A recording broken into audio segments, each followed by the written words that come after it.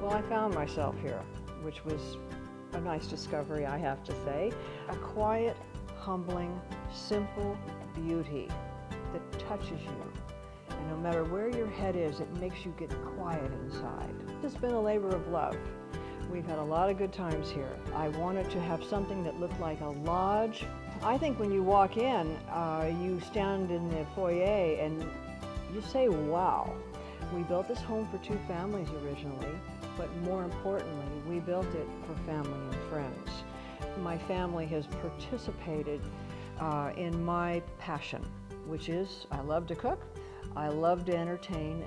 So I've got a great pantry that has prepared me for whatever comes along. People look in there and they think I'm running a restaurant.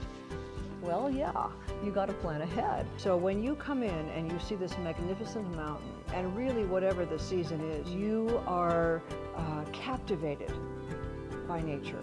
I wanted to have elements of our land in the home, so little touches like the banister is a juniper, which was once a telegraph pole. We pulled it up, we carved the root ball, and we made it just right. We set it in so that it would sculpt around the stairway. And that way you could feel the land around you, the history.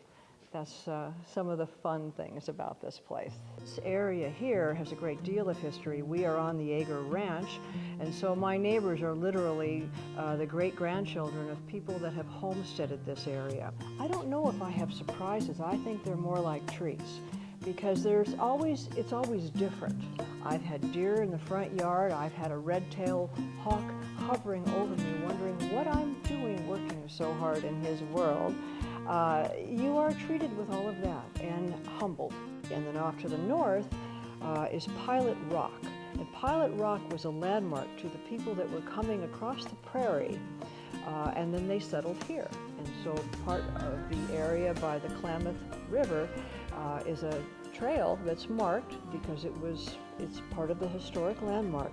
And then when the town of AGER was settled, all of this was facing that way, and the people knew Pilot Rock.